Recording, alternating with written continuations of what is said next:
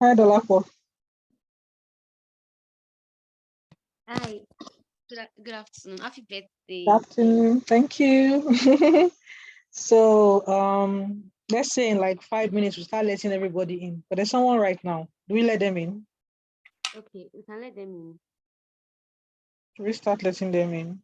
Or we should let's wait till about in like 5 minutes time. Oh, okay. All right. Thank you.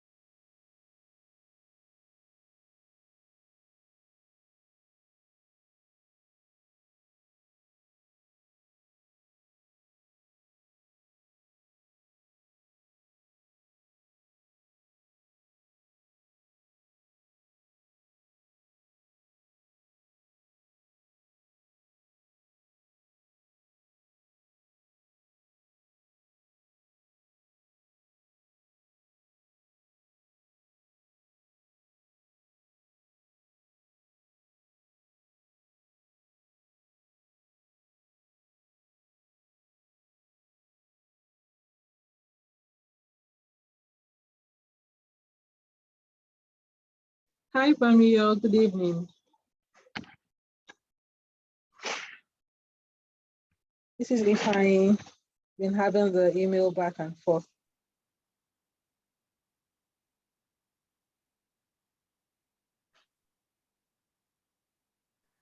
Can you hear me? Yes, I can now. Good evening. Hi. It's Good. great to have you with us. Yes, it is. I guess my Thank video you. is to be on, right? Sorry? My video is supposed to be on, yeah? If you want to, you don't need to if you don't want to, it's fine. Okay, that's We don't fine. mind seeing your beautiful face here, either ways, it's fine.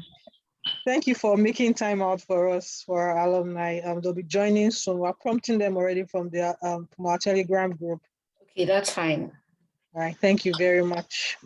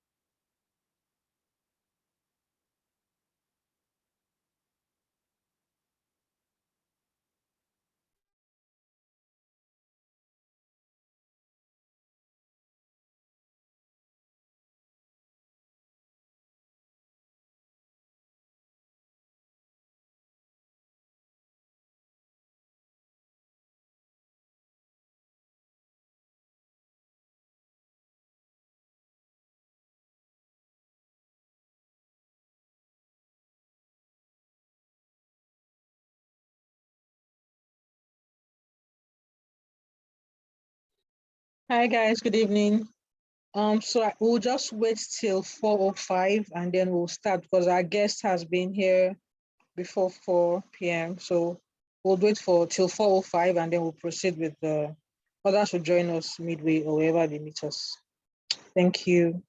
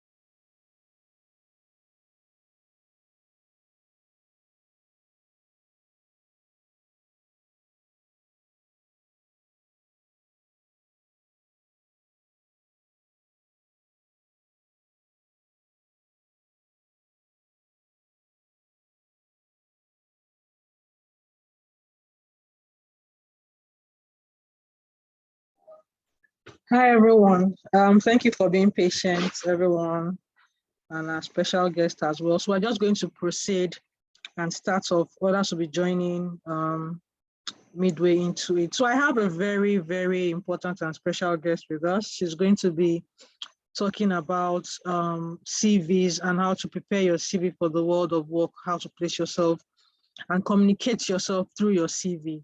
So I'm going to introduce Bamiyo to speak and introduce herself and what she does, and then we can start off.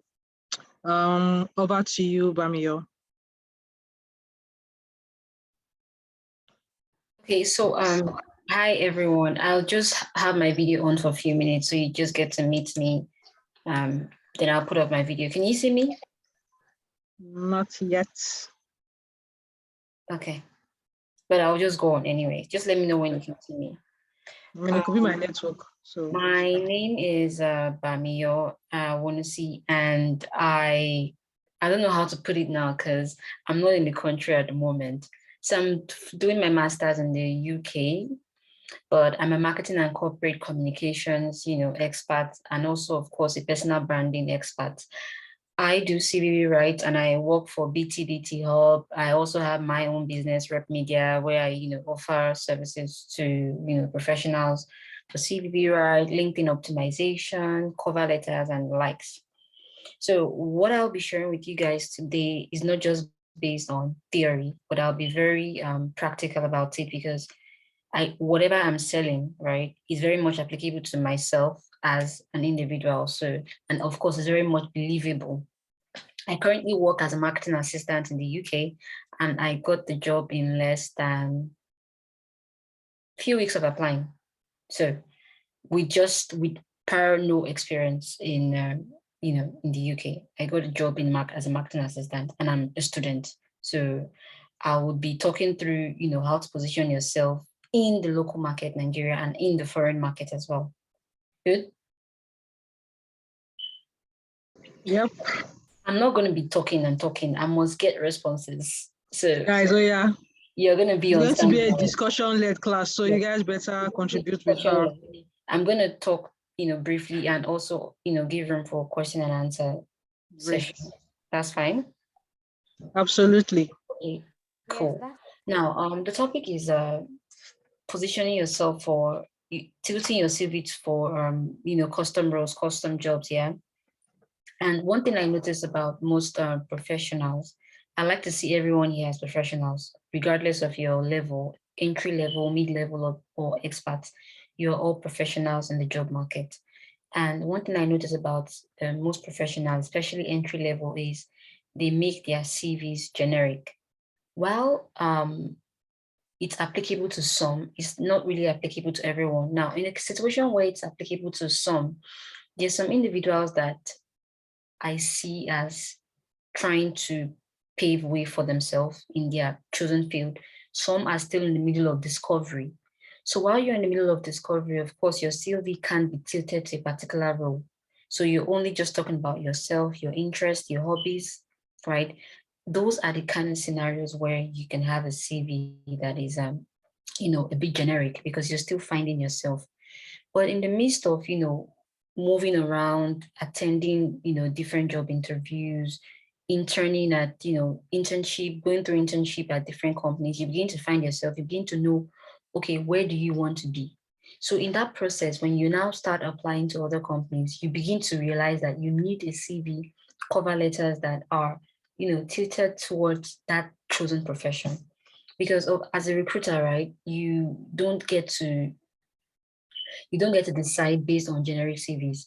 Because if I'm looking for, say, for example, I'm looking for a UI UX designer, and I'm seeing the roles of UI UX designer, I'm seeing the roles of a web developer, I'm seeing the roles of a product marketing manager. Like I won't pick that CV. I will pick a customized CV over, a generic CV. So depending on the level of, expertise you're in, if you're still finding yourself, okay, you can have a generic CV to an extent, but while you've paved the way, okay, this is the area I want to be in. I want to be in product design. I want to be in, web development. You should start having your profile, portfolio, and CVs tilted towards that field. I guess that is clear to an extent. Now, as a recruiter, right, they look for certain keywords. I know you must have heard about this. Everybody has been talking about it, keywords. But it's not just about using the keywords, right? It's about using it correctly. Now, the certain things you're looking for, aside the keyword, most companies use ATS. ATS is the tool you use to see CVs online. Now, I'm going to tell you a secret, right? The companies that use ATS are established companies, and we don't have so much established companies that do public adverts. Established companies like Google, established companies like Microsoft, established companies like Chevron, Total, most of these companies use ATS because they get loads and loads of applicants, right? But you see those tier 3, tier 2, tier 1, tier 2, tier 3 companies, they barely use ATS because, of course, these are paid tools, right? They search through CVs, like they even have recruitment companies that go through profiles on LinkedIn, that go through CVs one by one, that ask for referrals from existing employees, right? So just looking at your CV, your layout is also very important. So while everybody has a go ahead of packing so much keywords in my CV. By keywords, I mean, take for example, I'm in the marketing field. I put in advertising, I put in copywriting, put in graphics design, using those keywords in my responsibilities, right? It just doesn't end there. What is the layout looking like? And I assume you're aware that different fields have different layouts. Like if you're in the design field, you should know that your CV layout should be very appealing. And by very appealing doesn't mean you should pack different colors. There are official colors you should use in your CV. And what I advise people to use as official colors is black, white, gray, then blue. Those are official colors for CVs. But using purple, pink, gold, those are loud colors that are not quite professional like, right? So if you're in the design area, right, you should know that your CV, there's so many layouts online, you can check whichever one you're very fine with, you go with it. You should ensure that your CV is structured in such a way that it's appealing. Because if you're a product designer, for example, your CV alone should give them an insight to how you think, how creative you are. Do you get, right? If your CV is looking sharpishly and you're going for a role of a product designer, they'll be like, okay, if your profile can look like this, how can you make my client's profile or client's website or client mobile app look like, right? So packaging yourself properly, in a creative way and nice, appealing way with your CV or portfolio is very important. That's for the guys that are, in the design sector. Now, for the guys that are in the basic professional, industry, like which example can I use? Can someone just give me an example? Like any field that is not design led. Maybe back-end development? Back-end development. Okay, yeah, exactly. Back-end development, business analyst. Yes, thank you. Like professionals like business analyst, back-end development, you can have like a simple looking CV, that's Microsoft Word led, CV, where you get to put your responsibilities. First of all, you have your summary, what you're about. Now, I start from the summary, right? In your summary, what is expected of you to talk about is generally a summary of your career. Now, if you're on an entry level, stage where you're still finding yourself, what you should be talking about is your objective, your career goals, not talking about who you are at the moment. Because if I'm going to be blunt, you have absolutely nothing to offer except your skills and interest and passion. You don't have any, work experience yet, but you still have an interest and they want to know what your interest is, if it matches the company's, position where they are now. So as an entry level, you should be talking about your goals and your skill sets, what skills you're going to offer if you're employed, right? So if you're in a mid-level, right, you've got garnered maybe like 2, 3, 4 years experience. In your summary, you should be talking about what you've learned, working where you've been working before for the past 2 to 3 years, and what you plan to give, what you plan to offer if you're employed, in the company. Now, if you're a professional where you've had like 7, 8, 12 years of experience, you should be talking about your achievements. If you're a certified Scrum Master, or a certified Scrum Master with over 14 years experience doing this, doing that, You boast about, your achievements that you've garnered, your certification, your profession, and just put a summary. These are the tactics that, lure recruiters and even, companies hiring HRs to say, okay, let me have a look at this candidate. Let me, give this candidate an email or a call to know more about him or her. No matter the level of, no matter the level of, experience you have, right? You can get any job. It's a matter of how you apply. And the first step is, your CV. And of course, I tell people this, it's not just a matter of having a CV. It's a matter of how you also can, back up what you've said in your CV, which goes down to, how to answer questions and interview. And I'm very sure that you guys have had, sessions, or you will be having sessions on that. So the next point is, some people say it's either education or work experience. So it's two ways, right? You can have your education, after your summary. Here's why I say that. For guys that don't have relevant work experience, one. Two, for guys that want to switch roles and have gotten an education in it, let me give you an example. I'm an architect. I've had 4 years experience as an architect, but now I want to move to being a web developer.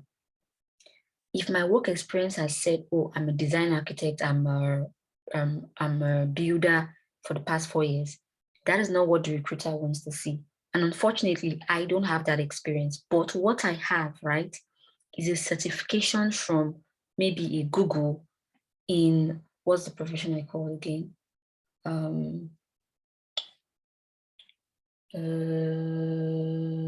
Product management, whatever it is, product management, if it's web design. If I have certification from Google in product management, web design, right, I'm going to have my education first to lure them to see, okay, that I can do this job, but I just don't have the work experience. Then that your work experience can now follow.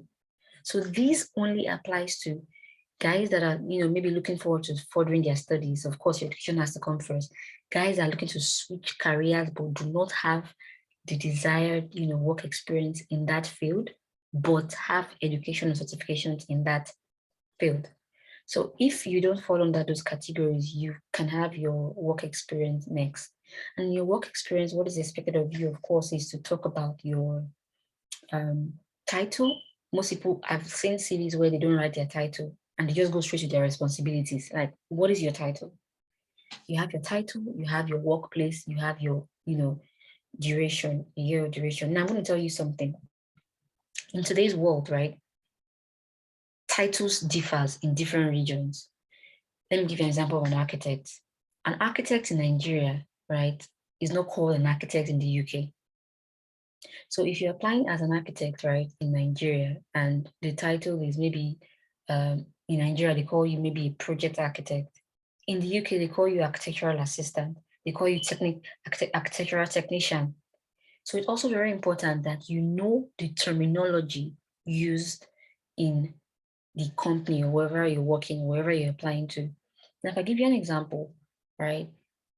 If I work in as a human resource person in an oil and gas company, right, in Nigeria, and I'm applying for a West African, job, and what they call, the title is a human capital manager.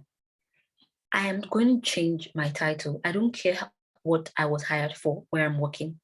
So far, the job responsibilities, the job key responsibilities tally, right? You can change it. Nobody cares whether you were hired as a human resource or specialist or human resource officers. Note that these titles varies in different regions, and it's very important that you change and tilt your CVs to capture, the titles that you're seeing or you're reckoning for, the target market. I hope that makes sense. Is anyone here? Yes, it does. Okay, great. Thank you.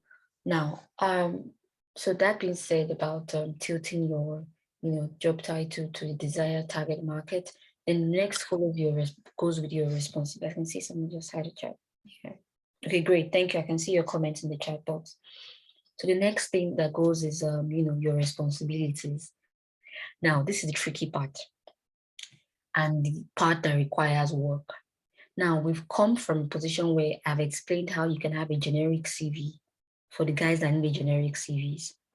Then now, having a custom CV to different job title, I'm going to give you an example because I'm in the marketing field.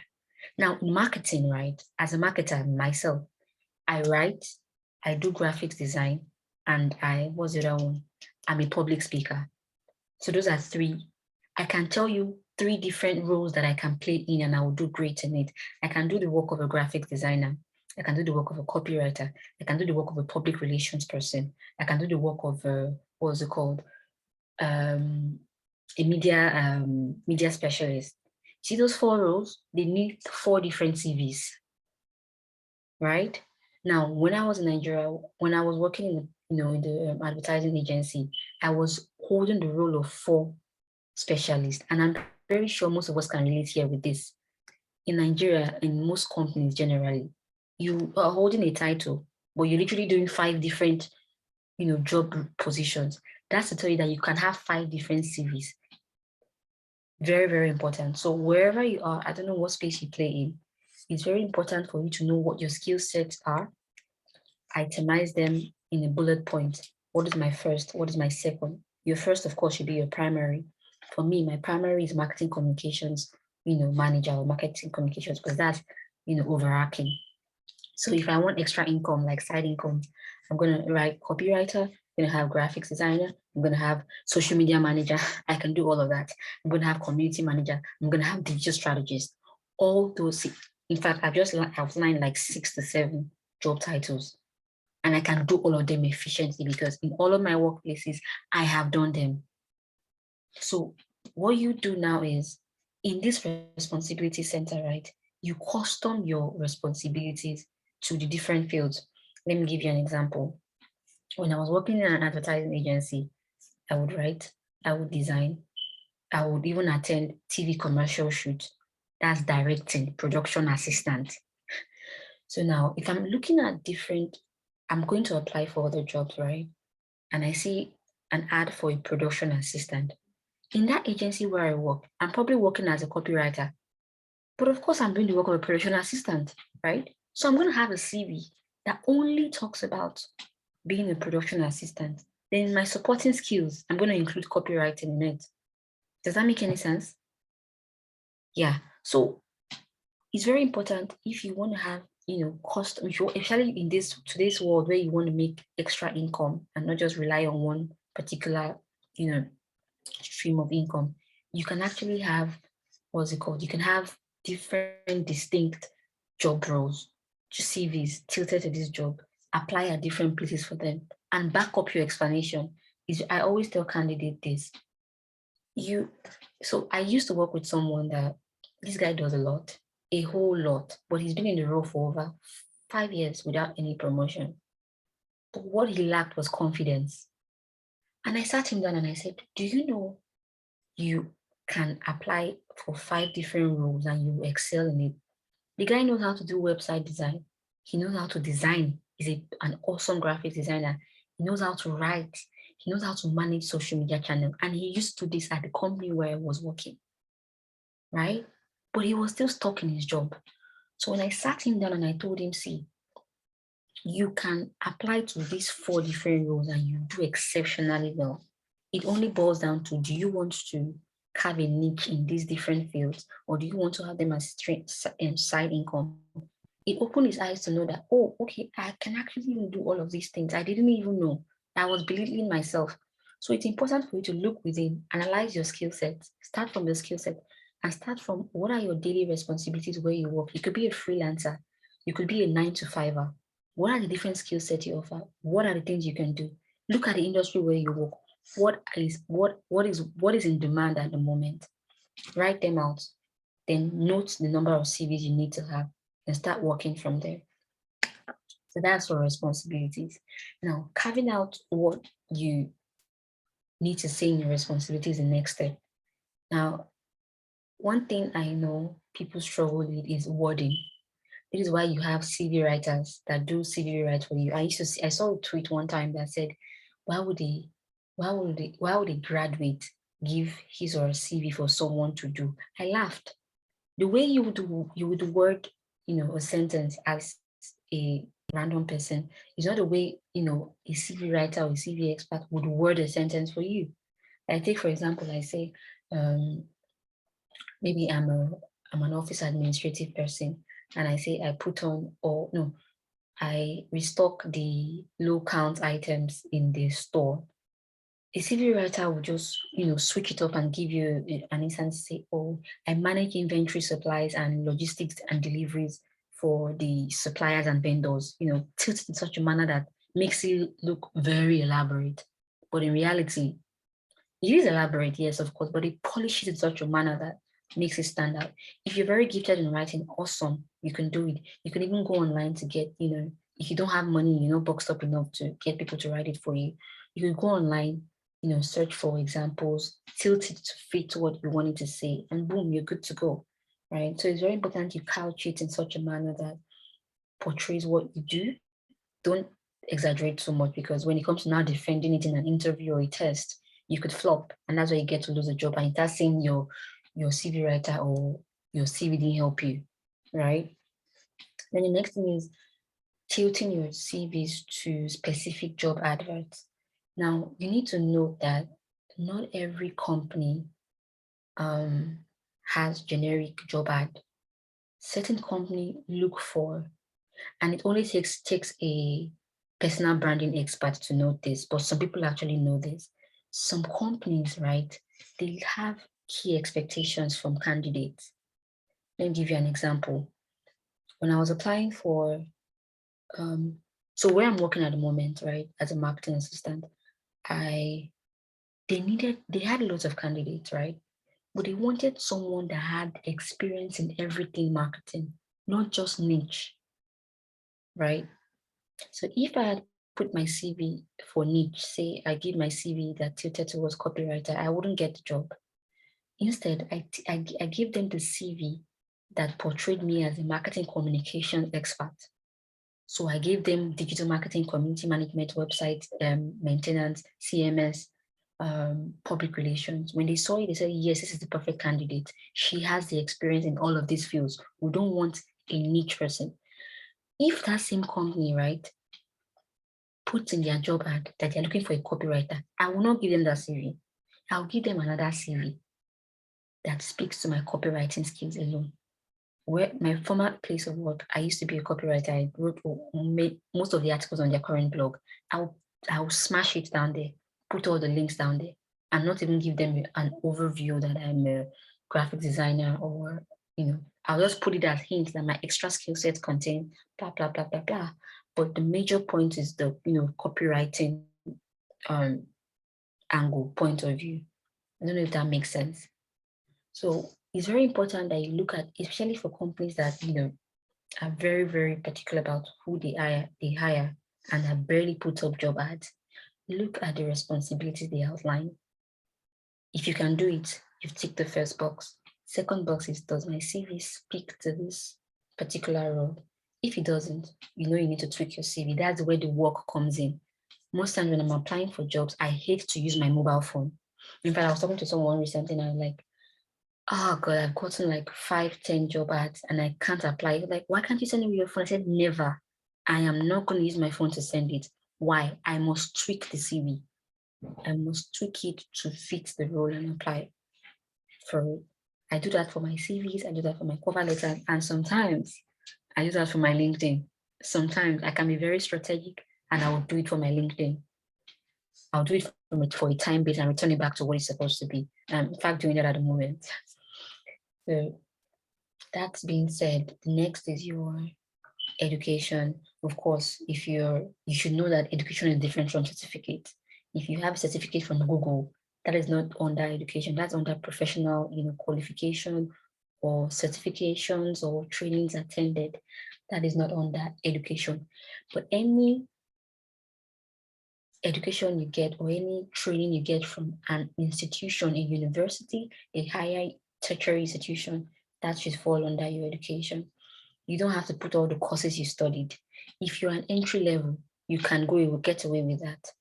You can touch up on the different modules under the course, just to give an insight to what you can do, what you know, your knowledge base. But as soon as you're off 1 year, 2 years work experience, take out your modules from your education part. You're no longer a student. What I see professionals do, some professionals do is they keep putting their modules under, their education. Take, for example, I have a master's of business administration. I'm putting finance, accountancy, human resource. That's the modules that I study under MBA. That's not necessary.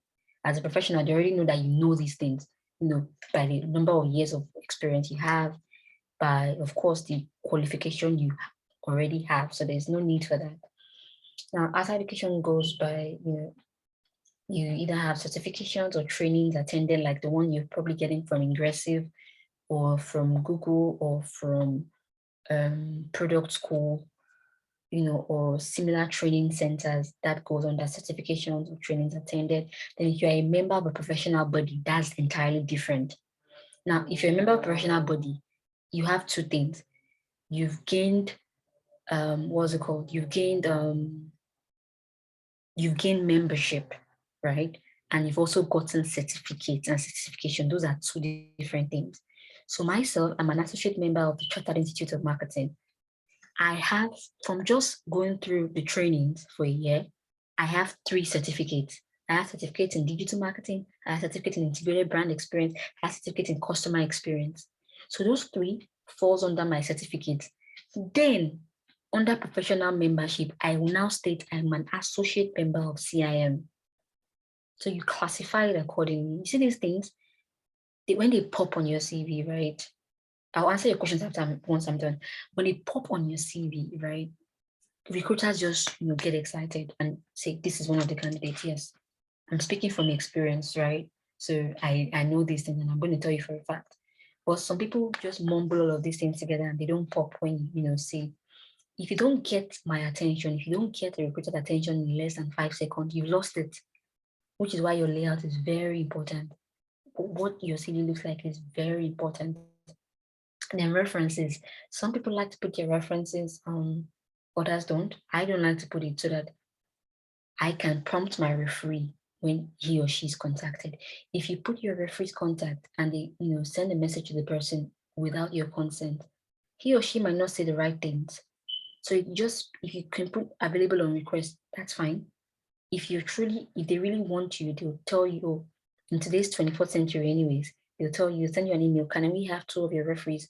Even some companies, they do it after you're hired, not even before you're hired, except for school applications. Even in school applications, you can put it, but I'll advise you not to put the contact yet.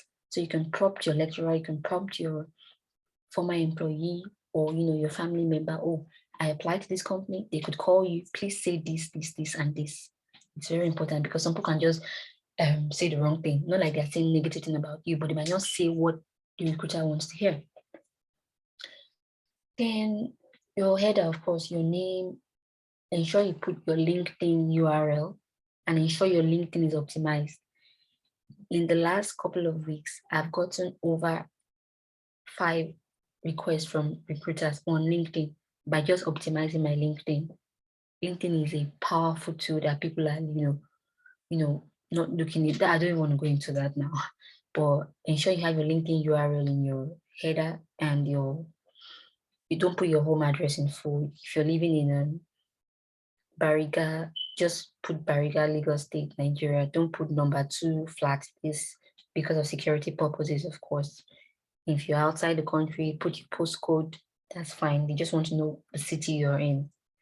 And yeah, I think for CV, right, that's about it. I think I've tried to touch base on almost everything. If I'm forgetting anything, I'll let you know. So I'll take questions now. So I'm looking at the comments section. You can ask a question if you want. I'll just answer this question in the chat box and hand over to the host. So this person says, with respect to tailoring CV for different job opportunities, what do you suggest one does when they have a skill with some amount of complexity that hasn't allowed them gain ground in another skill that they have? Does it make sense to tailor CV to those job roles that you aren't comfortable with? Trying to understand. If you can speak up, I would appreciate, but I was trying to read your question and understand. Richard, can you come off mute and ask so you can clarify what she does? Because even me, I'm trying to make sense of it and I can't completely understand it.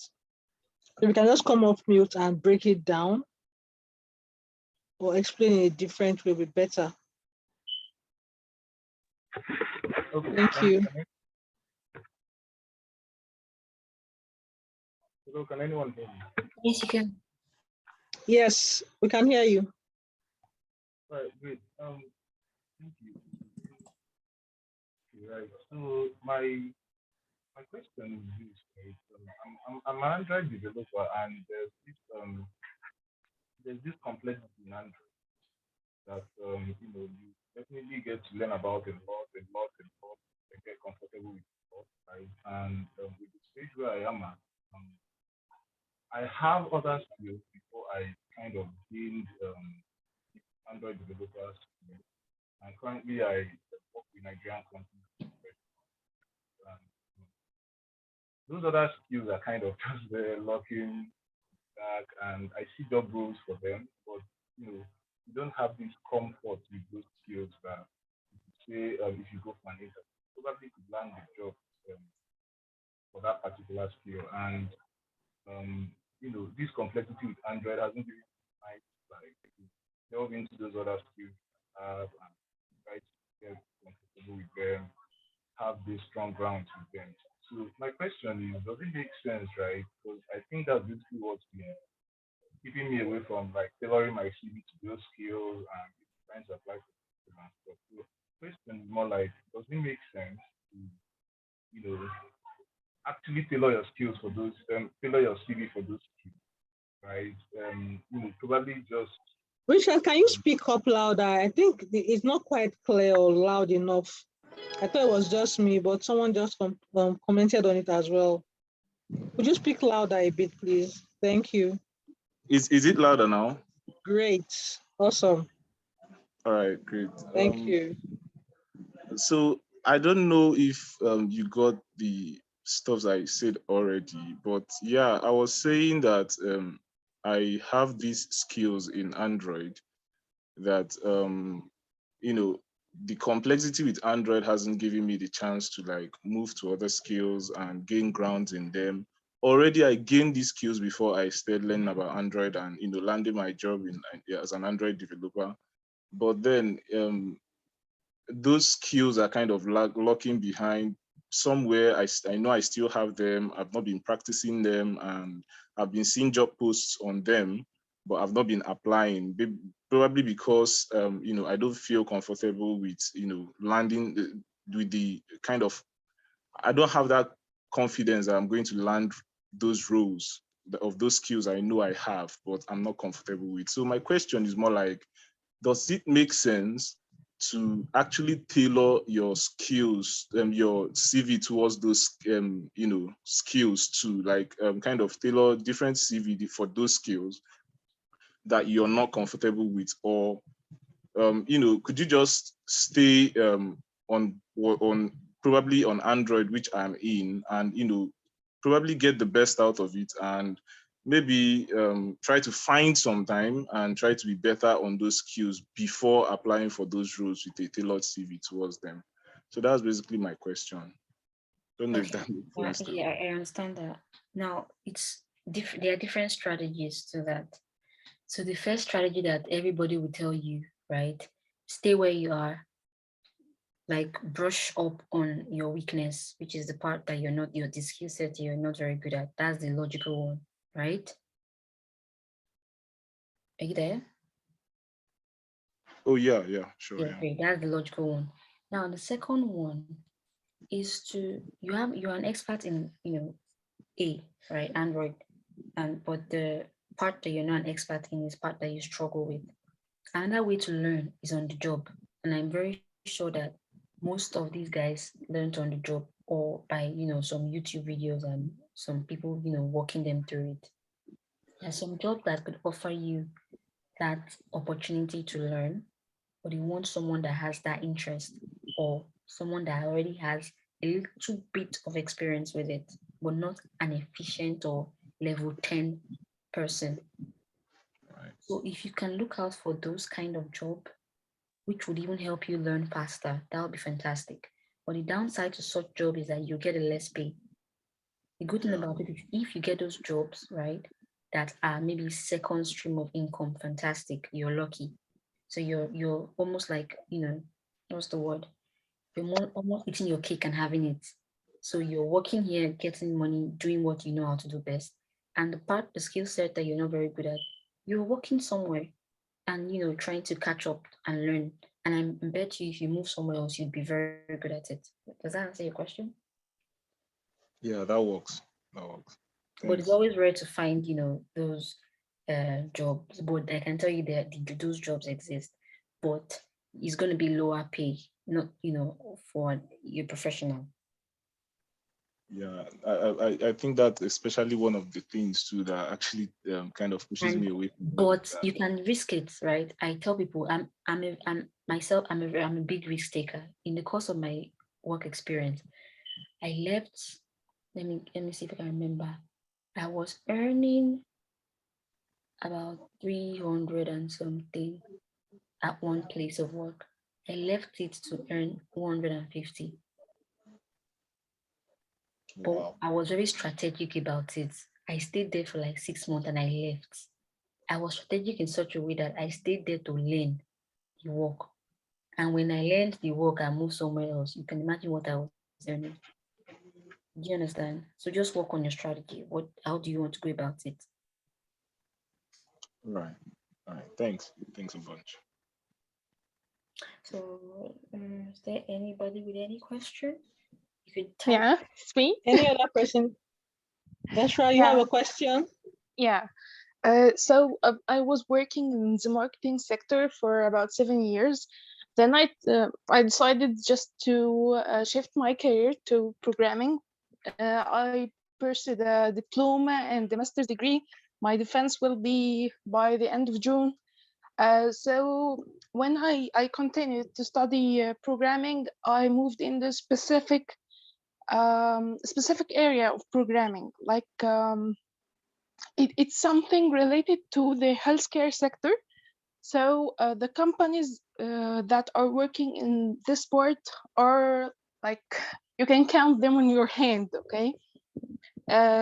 So now I'm facing troubles with hunting a new job because my CV is brilliant when it comes to marketing. But if you just have a look on my skills that are related to programming, they are only relevant to healthcare and programming for healthcare only. So I feel it's a problem. I can't get No, it's enough not. It's interviews not. for this sport, and I spent a lot of time working on my thesis for just mm, what I did is some sort of a new innovation for healthcare, but I can't get a job because of this kind of switching. When I was working in marketing, I was working for a company in Denmark. My salary was pretty good, but now it's totally different. Okay, Esra, how long have you had the programming experience in the healthcare sector? How long? It's just the work for my diploma and my thesis. So it's about 3 or 4 years, 3 years and a half. 3 years? Yeah, for my That's thesis and diploma, but not work it experience in a wasn't work company. experience. Okay, fine. Are you still in school? My thesis defense will be just the next June, so it's after a month from now. Is it an online program or is it in person? It's in person. In person, good. Yeah. Okay, number one, right? Look out for a career section in school. I can tell you for a fact that your institution, right, has a career section or department that has a number of and is in tech space. That's awesome. Your institution has a number of what's it called? You know, companies that will come over and needing people like you.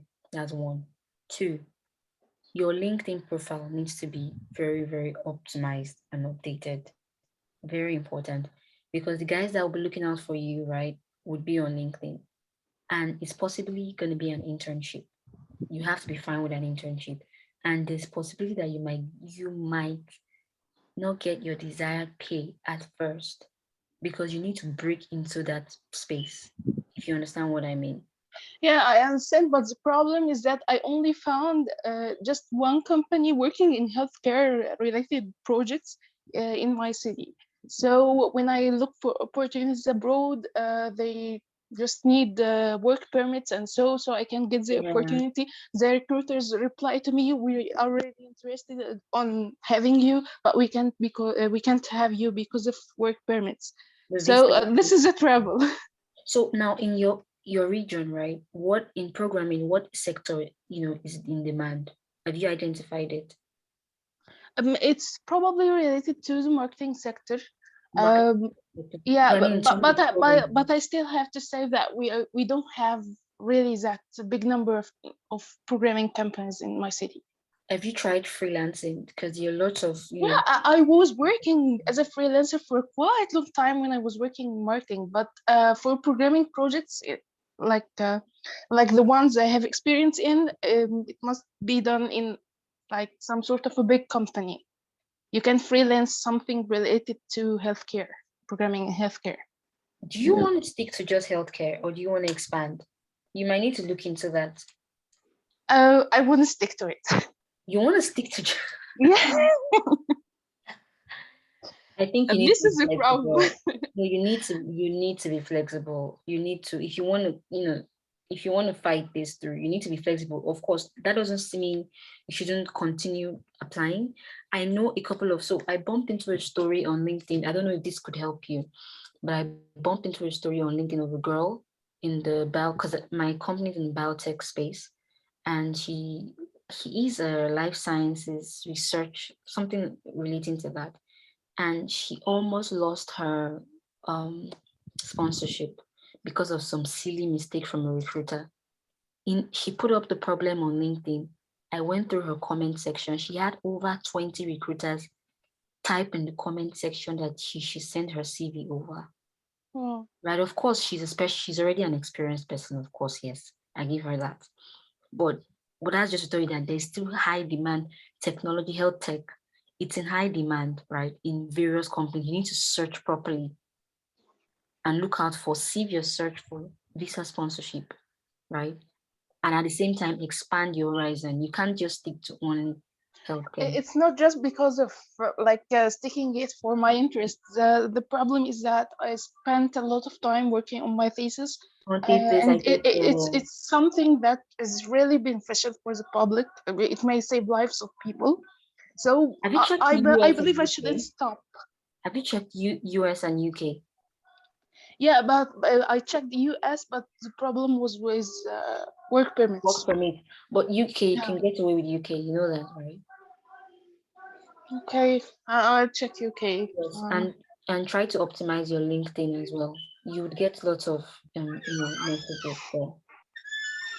Okay, I'll do. And Another thank thing you you for can your also advice. do is you can do some LinkedIn posts about your thesis, elaborate on it, share insights, and tag people. Okay, Because I'll from work what I on can this. hear, you've done lots of work, for 2 to 3 years on that, and you don't want to, just shove it away. So you need to start talking about it, sharing it with people in the industry for them to see it. You need to get, attract these people to your page so they can reach out to you. I'll do. I'll do right about it. I haven't thought Yeah, of this and of before. course, just have like a simple CV, right? Toning down your marketing experience. You need to tone it down and bring more of your education now. Okay. Yeah. You need You to know, tone it down. Like tone I it wasn't down able as to much as decide what possible. part I should show off more than the other. Yes, Because you have to. for example, when I was working in marketing, I was getting my latest interview was in the German embassy in my country. So I was like moving so fast in the industry. But when You when will. I decided to switch, so It's always like that. everything's changed. It's always Yeah. like that. But once you get a breakthrough in your first place, you're like almost like shooting to the sky. It's always like that. But you just need that break, which is what you need to work towards getting. Once you have that break, you're fine. But Okay. remember, tone down your marketing experience. You mentioned it, but just tone it down in your CV. Okay. Yeah. Elaborate on your thesis, your education, what you did. I think that'll be fine. Okay, so so I shouldn't write anything about my previous work, or just write the Just title. bullet point and a summary Bullet in point. 2 sentences what you did there. Okay. That's for this programming job you want to apply for. That's what you should do. Okay, deal. Thank you. You're welcome. Great. Awesome. Does anyone else have a question?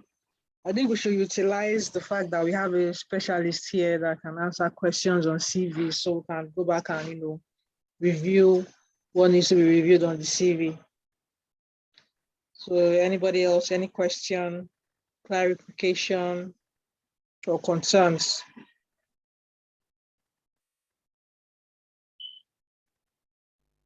Okay, so seems like we don't have any more questions. I've just remembered something. Sorry. Okay, no, that's fine. Carry on. After you, then Michael. When I write about my programming skills, should I write the level of the programming language, or, for example, write that I'm advanced in Python and a beginner in PHP and so on? Yes, exactly. All of those. Oh, yeah, exactly. Your level of expertise: intermediate, beginner, professional. You expatiate on it. Okay, but I should. Let me give you right? Let me give you a breakdown of how you should have it. Have your summary, have your education, where you elaborate on what you did. Just not too much elaboration, of course. Then have your skill set. There's a part for skill set, technical skill set. You highlight it, level of proficiency. Then work experience, you highlight it. Then in your summary, at the end of the summary, ensure you put that you're looking at, offering your values to a company in the health sector, blah, blah, blah, blah, blah. Ensure you put that so that it is precise. Oh, okay, thank you. Sorry for asking again. Thank you. It's fine. Michael, you had something to say before. Yeah, thank you. Okay, great.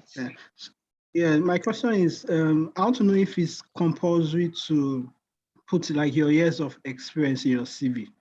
Like, is it compulsory? Because I'm asking because, like, some employers, they want a particular years of experience for their employees. So, like, will they consider that even if somebody is not up to those years, like, will they still consider the person to be employed? Yeah. Yes. So I like to use myself as an example because this is like, it's evident. There was a job that the advert was 4 to 8 years experience for a head of department. I just had 4 years and I got the job. But the adverts precisely said 4 to 8, right? And even when I got in, people were like, you're not qualified, you're not this, you're not that. Oh, guy, I got the job. It doesn't matter. You understand? So, yes. But some, right? Actually, I know that for a fact on LinkedIn is they'll put the precise number of years. They're very particular about that. But you can get away with that if you have a master's most of the time. So it's a 50-50 thing, right? You just take your chances. Don't be restricted by that. Look at the responsibilities. If you know you can do it, apply for it. And of course, you shouldn't be far from the years. If your years of experience, you're looking for 10 years and you're 5, you know that there's a comma there. But if it's maybe 7, 6, you could give it a try.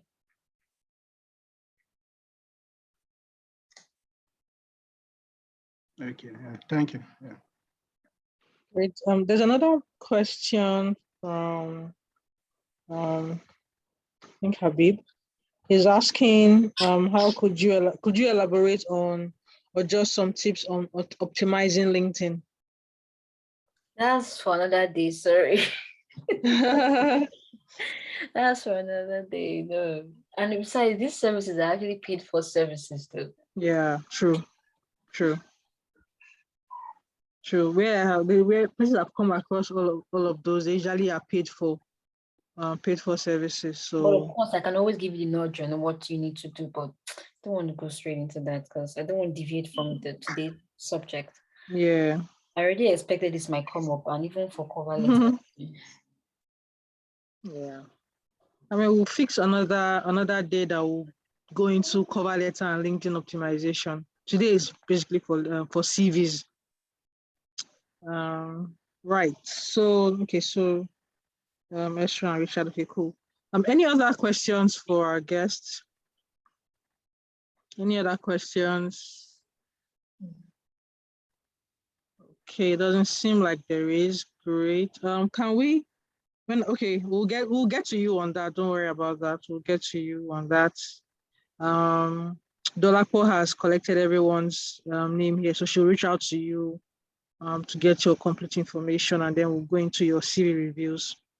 Olamide, I hope that answers your question. All right, so thank you very much to our guests, Ramiyo. So I want two people, two volunteers to just, share with us and with her as well what our takeaway is. This is to show that, we aren't just here, we're actually paying attention. So two persons, volunteers, just share what quick takeaways you are taking from this session and you're taking with you. Two volunteers. At least let's show her that we're all listening now. Okay, Richard, yes, please go on. All right. Yeah. So most importantly, I'm taking away the fact, right, that I need to kind of break the lack of confidence I have within myself with respect to these skills, which I know I have, and I'm kind of not paying attention to them. But I kind of understand, and I know now that I have to think about it in a small way, right? The fear which comes from the fact that going to those roles are going to actually pay me less with respect to what I've kind of been earning at this point, I should kind of remove that fear and think about it in a more strategic way. It's more like take actionable and informed decision on them. And yeah, in the end, it becomes more, I become more comfortable with them. And I believe so much it's going to pay off. And yeah, based on what she said again, from her own experience, which she mentioned that, she stayed in a lesser role for like 6 months, and afterwards I could imagine what happened afterwards. So yeah, that's more like getting comfortable in two skills, and getting out there to utilize that to get even a better job. And yeah, I'm taking that away, and I'm going to actually work on that. Think about it differently than I used to think about it now. So that's it. Yeah. Great, Richard. Thank you very much for sharing that. Olamide, your question has to do with literally everything that she had said and talked about. So it's basically knowing what to put, selling your skills on the CV, pretty much. Yeah. Okay, so one more person, one more volunteer to share what their takeaway is with our guests. One more person.